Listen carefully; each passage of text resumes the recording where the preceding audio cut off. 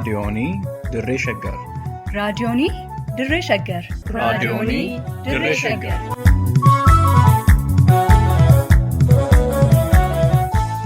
raadiyoonii Dirree Shaggar. raadiyooniin Dirree Shaggar torbaan guutuu guyyoodhaan galgalatti sa'aatii tokkorraa eegalee hamma sa'aatii tokkoof walakkaatti dambalii gabaabaa meetir baandii 19 kiiloo heerzii 15,415 irratti qophii dabarsuu hamma jalqaba. raadiyoonii Dirree Shaggar.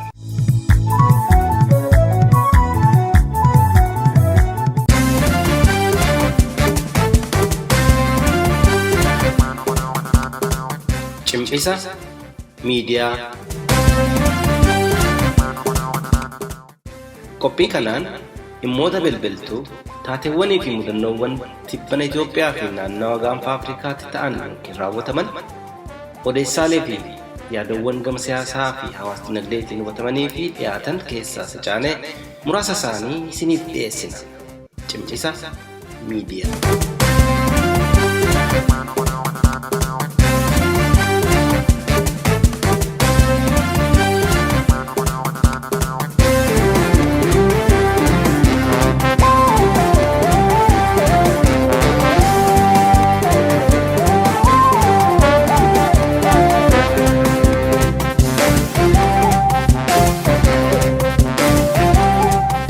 Itoophiyaa impaayera biyya namni gatii namummaasaa madaaluu dhabe keessa jirra. Mootummaan dhufaa darbaan dabareen carraa biyya bulchuu argate takkaayyuu fedhii aangoosaa eegsifachuuf malee mirga lammiilee biyyattii eegeen beeku.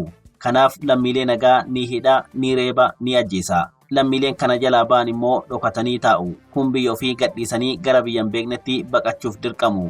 Jiruu baqannaa kanaanis kanneen gammoojjii biyya ormaa keessatti kufanii hafan, kan galaana irratti irbaata qurxummii ta'an, kan godaantota seeraan alaati jedhamuun manneen hidhaa biyya ormaa keessatti gidirfamaa turanii fi jiran manni halakkaa'u. Kun immoo mirgoota biyya isaanii fi saba isaanii kabachiisuuf jecha mootummicha aangorraa buusuuf falmii afaan qawwee gochuuf dirqamu. Qawwee kaafatanii bosona galuun bineensan ollaa ta'aa qaamolee mootummaa waraanuuf dirqamu. Ajjeesanii du'uuf diinan kufanii wal kuffisuun dachee Oromiyaas dhiiga isaaniitti sooru. Jireenya akkanaatiin ilmaan Oromoo gatii herreegni bira hin geenye kaffalaa umurii jaarraa tokkoo fi walakkaatti lakkaa'amu lakkoofsisaniiru. Mootummooleen impaayera Itoophiyaa kan bara hundaa dhiibbaa fi qabsoo ilmaan Oromootiin aangorraa fonqolfaman ta'anis garuu mootummaan Oromoo bakka bu'ee fedhii Oromoo guutuu takkaa uumameen beeku.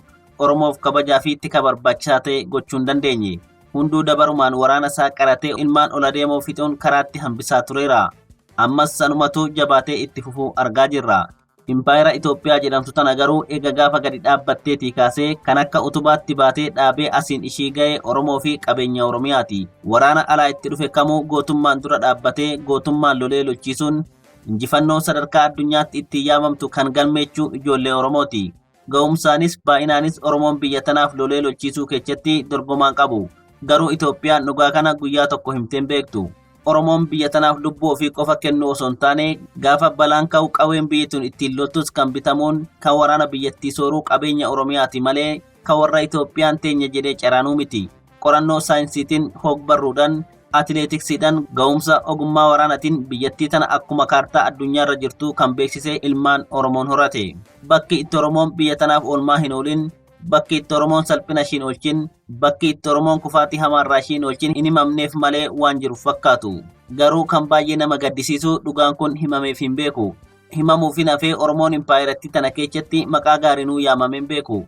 Dhugaansaa jalaa dhokfama, injifannoonsaa jalaa saamama. Kan lubbuusaa kaffalee injifate Oromoo yoo ta'u, kan qaraartoon himamuuf nama biraati fi kan ittiin of dhaadhu nama biraati. Warra odeechee arrabaan bulu. Aadaan afaan seenaan Oromoon qabu takkaa'uu karaa sirriin himameef hin beeku. Maqaballeechituu sirnoota hundaanuu irratti raawwatama. Kanaafuu Oromoon biyya tanarraa mufaatuu qaba, beenyaa barbaada. Itoophiyaan garuu kana amantee fudhachuuf waan rakkattu fakkaatti. Sababuma bulchiinsi impaayeratti bara dhufaa darbaa dhukkubsataa ta'eef goota hayyuu arjaa hedduu itti xiyyeeffachuun Oromoo harkaa nyaachaa har'a geechirti. Har'alleen Itoophiyaan ilmaan Oromoo nyaachaa jirti. Kaan immoo nyaachuuf mangaagaa ishii keessatti galfattee argamti. Dhaggeeffattoota keenya kabajamoo akkam jirtu? Nageenyi keenya ulfinaa bakka jirtanitti isin haa ga'u. Sagantaa cimmisa miidiyaa har'aa eegalleerra. Turtii har'a waliin taasifnuun dhimmoota jajjaboo Oromoo fi Oromiyaa irratti xiyyeeffachuun tibbana uumama keessaa cimmisnee gurraan isin geenyaa.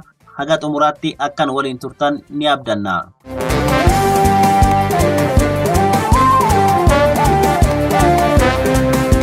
haala suukaneechaan eega of biraa dhabnee baatiin waxabajjii keessa jirru kun waggaa lammaffaadha. Qaroo sabaa artistii jabaa kaffirri dhaadatuun kan diinni sagalee isaa argee weeraru ture artistii Haacaaluu Hundeessaa erga harka diinatiin qe'ee abbaasaa irratti wareegamee dhugaasaas bahuu diddee har'a waggaa lammaffaa xumurreerra. Namni gaafa lubbuun jiru seenaa gaarii lafa kaayatee darbee du'a boodas hojiinsaa faarfamaa jajamaa dhaloota qaraa jiraachuun dhugaadha. Maatiin artistii qaroo kanaa waan maqaasaa yaamsisu hojiilee sababoonsaa hojjechuu irratti argamu.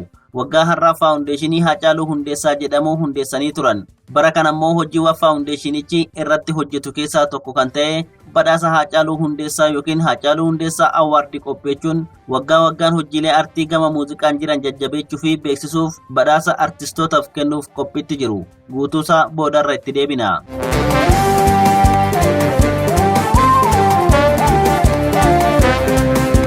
Mootummaa bilxiginnaa kan akkuma saree qalbii dhabdee lammiilee biyyattii ciniinee fixaa jiru saboonni cunqurfamoon hamma humna isaaniitti afaan qawwee itti naannachuun ofirraa waraanuu irratti argamu. Kana keessaa addi bilisummaa Gambeellaa isa tokko. Addi bilisummaa Gambeellaa kun torban kana waraana bilisummaa Oromoo waliin ta'uun magaalaa guddittii naannichaa irratti haleellaa waraanaa gaggeessitu dhaga'ame. Kanaanis lubbuun namoota hedduu galaafatameera. Waraana mootummaarraa, waraana finciltootarraa akkasumas lammiilee siviilii kan waraana keessaa harka hin qabne irraas akka malee miidhamuu miidiyaaleen gabaasaa turaniiru. Koomishiniin mirgoota namoomaa Itoophiyaas ajjechaa magaalaa Gambeellatti lammiilee nagaa irratti taasifame kana ibsa baasuun balaaleffateera. Yoo nu waliin turtan kanarrattis wanta dhaga'uu qabdan jennee qindeeffannee harkaa qabna.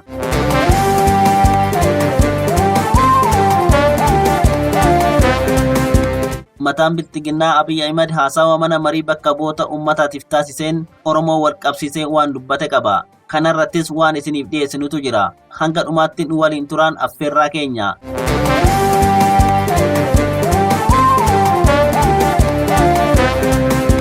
Gameessi aartii falmaan mirga dhala namaa qaroon ilmaa Haacaaluu Hundeessaa erga rasaasa hammeenyatiin nyaatamee wareegamee waggaa lama lakkoofsisulleen garuu dhugaansaa bahuu hin dandeenye. Dhugaansaa dhokatu seenaasaa Oromoonis maatiinis hamma danda'een lallabuuf waan isa madaalu hojjechuuf carraaqqiin waan hafee miti. Artisti Haacaaluu Hundeessaa nama seenaa hojjeteen akkaan laphee sabasaa seene waan ta'eef guyyaadhaa guyyaatti osoo maqaansaa afaan sabasaa keessaa tasan badin waggoonni lama lakkaawamaniiru. Waan maqaa nama jabaa kana madaalu hojjechuuf maatinsaa carraaqqirra akka jiran yeroo yerootti miidiyaaleen quba qaban gurra ummataatiin gahaa turaniiru. Waggaa tokko dura mul'ata kaayyoo fi duudhaalee artistichaa itti fufsiisuuf kan hundeeffame faawundeeshiniin Haacaaluu Hundeessaa waggaa dabarsaa jirru kanatti hojiiwwan tola ooltummaa adda addaa hojjechaa turuunsaas kan yaadatamudha. Fakkeenyummaa jabinaatiin akka malee maqaan ishii kaafamaa kan jiru haati manaa artistii Haacaaluu Hundeessaa Aadde Faantuu Damisoo maqaa abbaa manaa ishii yaamsisuuf hojiileen ishiin hojjechaa jirtu waan Oromoon hundi ittiin boonaa jirudha.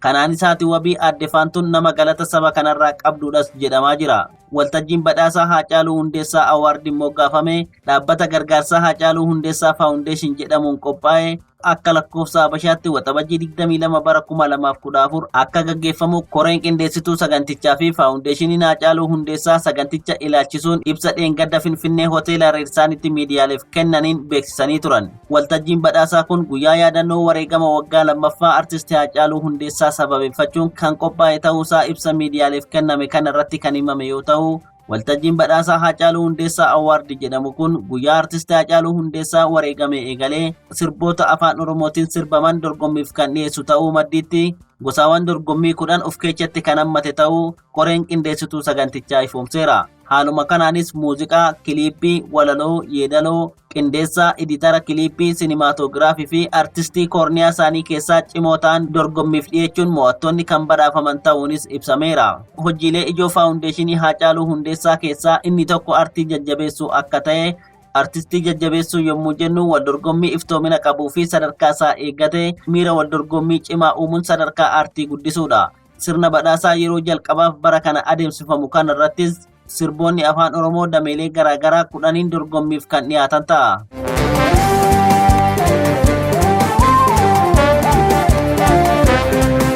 Haleellaa magaalaa Gambeellatti addi bilisummaa Gambeellaa fi waraanni bilisummaa Oromoo qindoominaa fudhatan jedhamuun yoo xiqqaate lubbuun namoota 40 galaafatamuu miidiyaaleen jiraattota waabeffachuun gabaasaa turaniiru.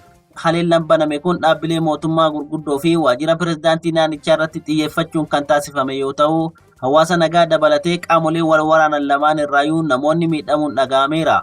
Haleellicha boodallee namoota nagaa afaan Oromoo dubbatan irratti xiyyeeffachuun namoonni nagaa akka ajjeefamaa turan namoonni adda addaa fuula miidiyaalee irratti qoodaa turan mul'ateera. Qondaalli naannichaa tokko waan kana gaafatamnaan garuu yaalii uummata addaan qooduuf diinonni keenya ololanidha jechuu waakkateera. Viidiyoon yeroo namoonni uffata waraanaa mootummaa uffatan nama siivilii harkasaa duubatti hidhamee jiru tokko irratti gamtaadhaan dhukaasan agarsiisuu fuula miidiyaalee irra naanna'aa tureera.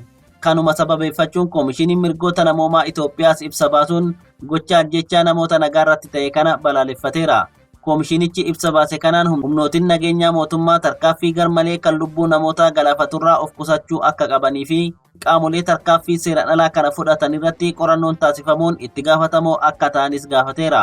Kun kanaan osoo jiru ajjechaan jumlaa suukaneechaan namoota nagaa konkolaataa yaabbatanii deeman irratti humnootii waraanaa afaan Amaaraa dubbatanii raawwatame akka malee mata duree dubbii torban kanaa ta'eera. Ajjechaan akka malee gara jabummaan guutame kun viidiyoon isaa waxabajjii 17 bara 2022 fuula miidiyaalee hawaasaa irratti kan gadhiifame yoo ta'u, gochi hammeenyaa kun naannoo Amaaraa Walloo Aanaa Caffeetti raawwatamuusaa ragaaleen ergasii ba'an tokko tokko ni eeru. Humnoonni waraanaa namoota konkolaataa Ayzuuzii yaabbatanii deeman hunda lafatti harcaasuun gamtaan rasaasa itti roobsuun nama tokkolleen osoo hambisin gocha sammuu namaatti ulfaatu raawwatan kunniin afaan Amaaraatiin dhukaasi ajjeesi suuta jedhee haaduu dhiisi yoo jedhan dhagahameera. Ajjechawwan gara jabeenyaan guutaman yeroo garaagaraatti naannawa ollaattis irra deddeebiin kan dhagahamaa turan yoo ta'u, humnootiif fiinxaaleeyyii Amaaraa faannoo ofiin jedhanii fi poolisiin humna addaa naannichaa gochicha akka raawwachaa turan irra deddeebiin raadiyoonii Dirree Shaggar dabalatee miidiyaaleen biyya alaa fi biyya keessaa gabaasaa turaniiru. Ajjechawwan suukaneechaa akkanaa kanneen ilaaluun namoota akkanaa waliin biyya takka ijaarrachuun akkamiin danda'ama gaaffiin jedhus irra deddeebiin torban kana dhagahamaa tureera.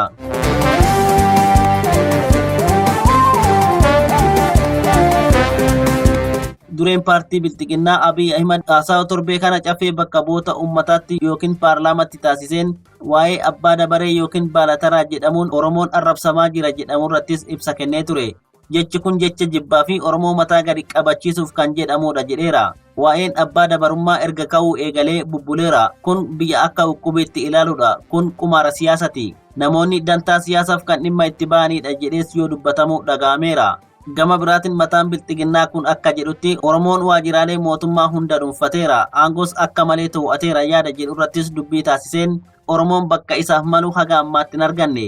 Waajjiraalee fi dhaabbilee mootummaa hundattuu lakkoofsi Oromoo hamma isa ga'uu qabu gadi yaada jedhus kaaseera. Haa ta'u malee namoonni adda addaa yaada ministeera muummee kanarraa ka'uun yaadota adda addaa qoodaniiru.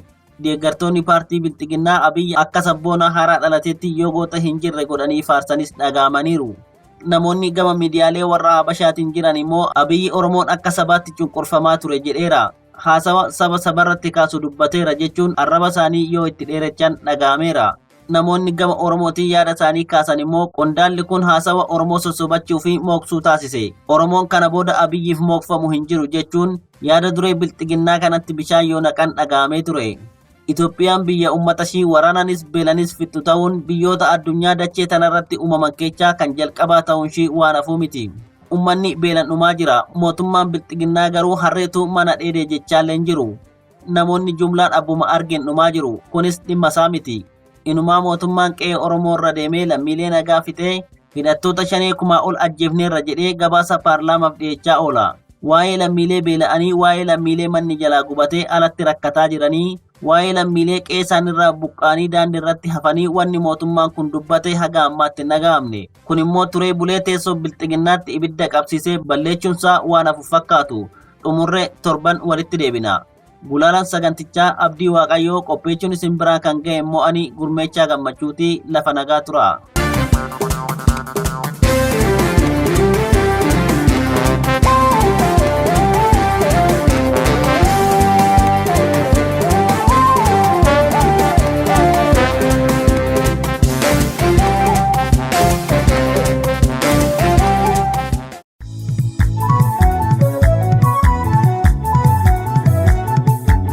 raadiyoonii Dirree Shaggar. raadiyoonii Dirree Shaggar. raadiyoonii Dirree Shaggar.